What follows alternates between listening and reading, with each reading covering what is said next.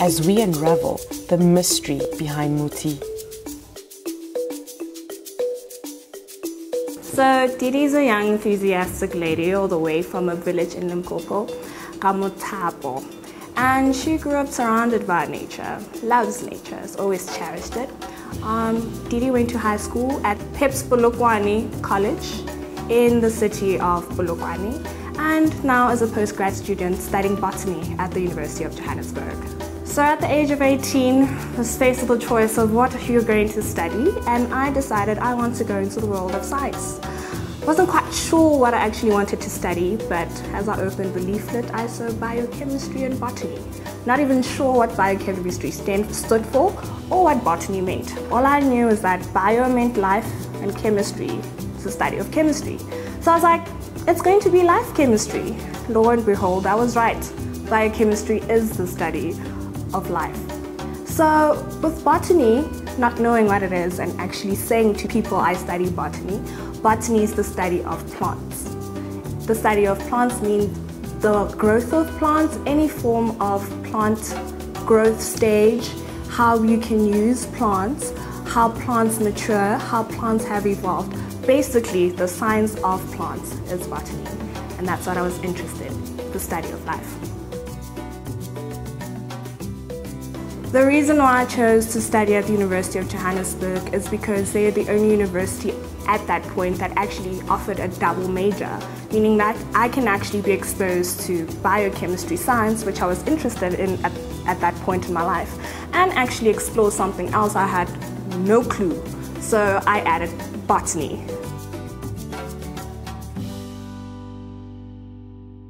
So once arriving at UJ, not knowing what to actually expect, I was met by very friendly lecturers that actually guide you into your decision making.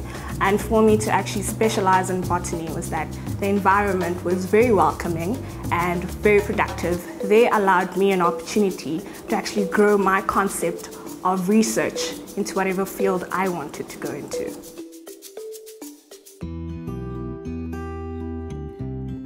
The interest towards my topic was a very controversial one. So with the study of botany, we look at the uses of plants. And one of the uses is medicine.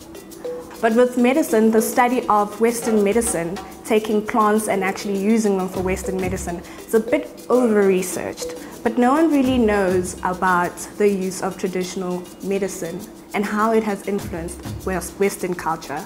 So with me, studying Muti, yeah, that's how the interest got sparked.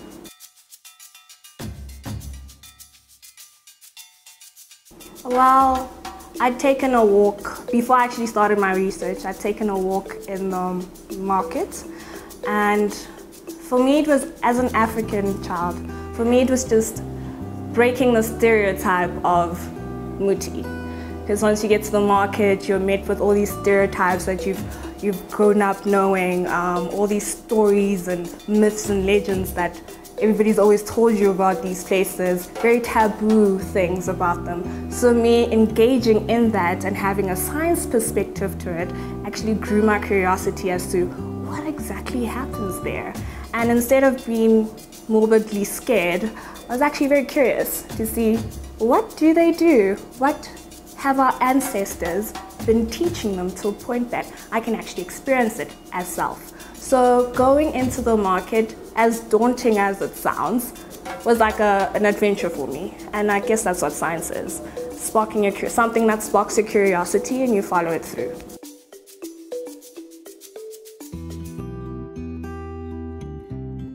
Growing in a village, you are exposed to certain things that you're not when you grow up in a modern town setup.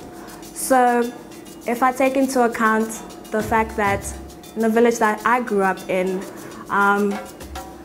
we weren't exposed to a lot of resources, a lot of Western resources. I mean, there was one clinic that you could take yourself to, and if you really wanted to go to the hospital, it would take you a while. So within the community itself, we had sangomas and inyagas, but they were more of a mythical people which you would encounter only in dire situations. And I remember a story of a woman in our village who actually has the ability to incubate a premature child until they've reached 9 months. Meaning that if your child is born at 7th month, they have a method and way of actually preserving them until they are of 9 months. So that's always interesting. Also, if you get bit by a scorpion, you always had your grandmother would come through with her meds and probably put some lotion on you to extract the venom out. And I mean, when you grow up in a setup like that, you don't really get to appreciate it as much because it's commonplace. But once you come to a Western modern setup, you're not availed to those kind of traditional ways. So we lose sight of it. So when you go to the market, it reignites that spark to go, oh my God, my grandmother has been doing this, or oh my God, I know of somebody in my community who used to do this. So it also ignites a sense of curiosity to go, how did they know how to use this? Because it's not documented knowledge, yet somehow everybody knows how to use this medicine. So that ignited my curiosity further as to, okay, fine, here I am at a market, it's a place where all these traditions come together and I can just grasp what I can. And in that has kind of made me have a sense of appreciation for where I grew up in. Yeah.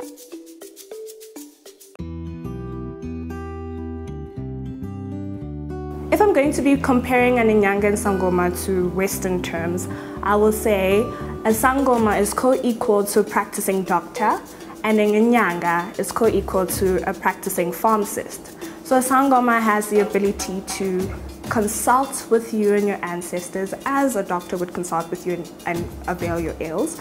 And a Sangoma also has the permission to prescribe you certain medications which will treat whatever ails you have. Whereas an Inyanga, you just go there with an ail like, hey, I have flu, and they'll know what to prescribe you, like a pharmacist does.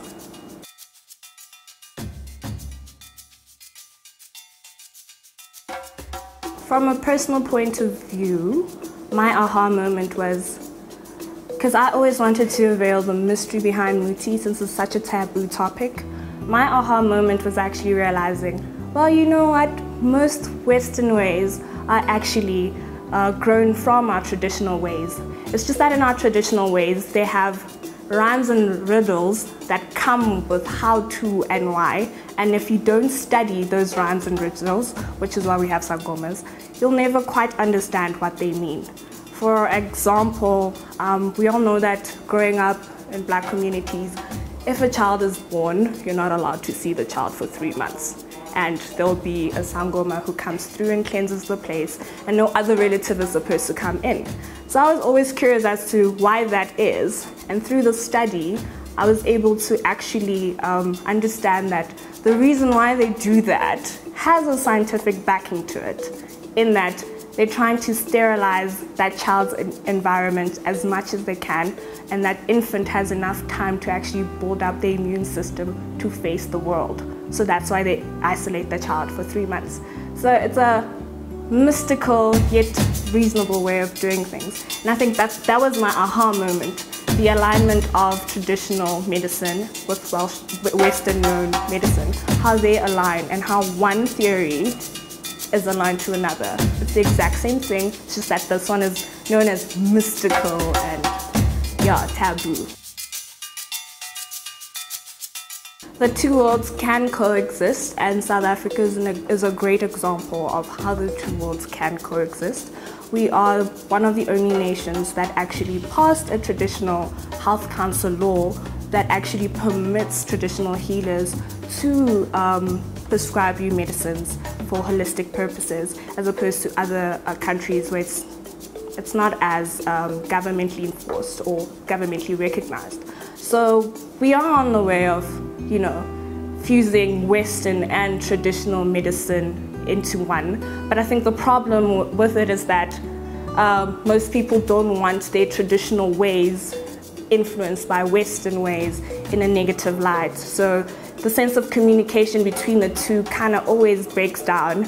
And I really understand, because you just want to hold on to your traditional ways, yet and not let those ways be influenced by Western culture. I think the reason why the traditional ways are so taboo is because yes, we don't speak about it, and I've come to understand why we don't speak about it is because we find it sacred. So when something is sacred, it's known to a few people and not everybody. It's not common knowledge. It's known to a few people. And given all the stories that have been coming up in South Africa and everywhere else in the world about the negative uses of Muti, I understand where the taboo and stereotypes come in. But what we need to appreciate as Africans is that this tradition has always been with us and has always been passed on from generation to generation through a customary way. So we won't actually get into the depth of the knowledge, but with things that are commonplace, we should at least know like what's going on. So for me as a young Black South African, going in and actually learning about Muti has just sparked so much interest and has just, I don't know, stamped my way of being African. I'm more proud to be African than what I was going into the project, by simply engaging with the people, by simply learning their way of life, by learning their uses of traditional medicine.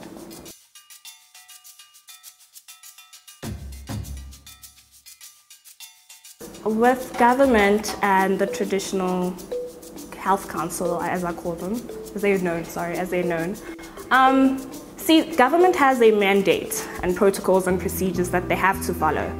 One thing for government that is really essential for them is sustainability.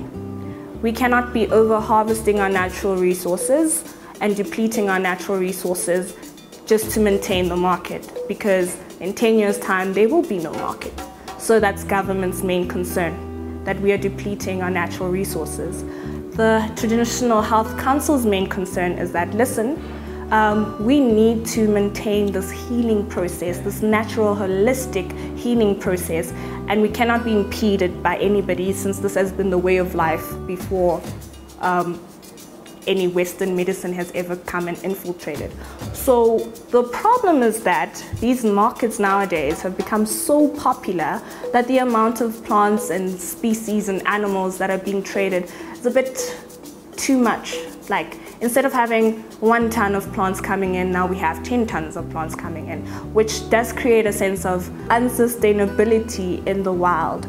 So government officials have pleaded with the Traditional Health Council to say, look, we're not against you trading in traditional medicine. In fact, we appreciate you trading in it. However, can you look at the environment you are picking from and try and sustain it? But the thing is, nowadays, we've lost at the number of traditional healers that we actually have. We have more traders than traditional healers, and traders are just there for the exchange of monetary value, which is a monetary exchange between trader and customer. Now, what you have is people that just go out into the field and just harvest simply for trade. They're not harvesting for healing anymore. And if you are a healer, you know there's a mandatory way of harvesting which sustains the plants, meaning that you can harvest now and you can come back in a month or 2 and a new sprout would have come out. But nowadays you just have traders that come in, see there's a market booming, take the plant, are not concerned about the regrowth of the plant or how the next batch will come about, and go to the market to make a quick buck. That's the problem. So in essence, what we're trying to do is, with science, government, and the Traditional Health Council, we're trying to find a balance where we can say, listen, carry on with the sustainable trade of Muti, but at the same time be considerate of the environment that you're working from. And if we can find a way to work in symbiosis with the Traditional Health Council, the science department, and the government officials, then I think we would have won.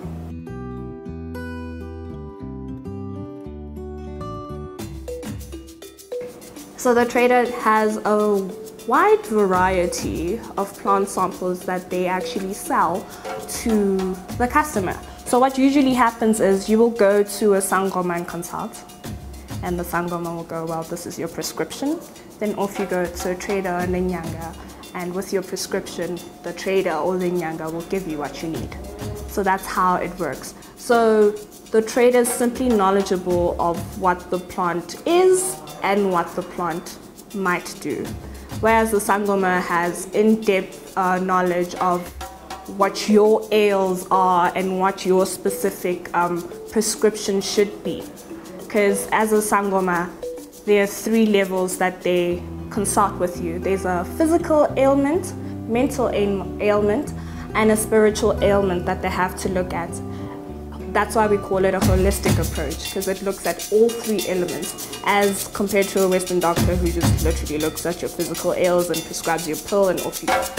So they consult you holistically, and they will know exactly what to prescribe you. That's why they always give you instructions. It's not like 3 things you have to buy and you have to see what you do with them. There's always instructions about how to use these plants, where to use these plants, at what time to use these plants. The Faraday market, for example, it's like a traditional supermarket where you go in and you stock up on whatever materials you need to go refill at your practice. So some might ask, with all the plants that come into the market, are they all useful, or are some just there for display purposes? What I've come to realize through my research is that they are traditional medicines that do have medicinal effects, but some are just used as hallucinogens, some are used as additives, and some for placebo effect.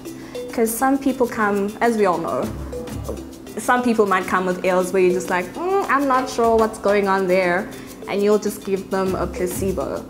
Though there are ails that need to be taken seriously, and that's when you'll be given the right prescribed medicine for that ail. But yes, they are real medicines, they are hallucinogens, and they are placebos.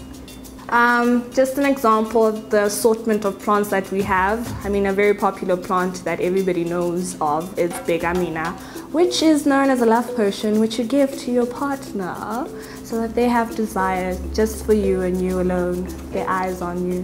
With that, we've actually come to realize the plant does have a hallucinogenic effect. So yes, he might seem very desirable, but the effects are not as long-term as you'd like them to be. Then we have other sorts of plants like Ponyoka, which you're supposed to drink, and no matter what sticky situation you're in, to no avail, you will simply get out. There's no science to back that yet, so I'm not quite sure of the effects. So try at your own will. Then there's Mpepo. Mpepo is a common plant which most people use. It's basically incense that is burned before chanting or divining, which is used to ward off any evil spirits in the room. And scientifically speaking, but not so solidly found, we assume that the effects of that would be to just simply cleanse the environment, to get rid of any bacterial, viral, airborne diseases that may be in the room, but spiritually linked, not been confirmed scientifically.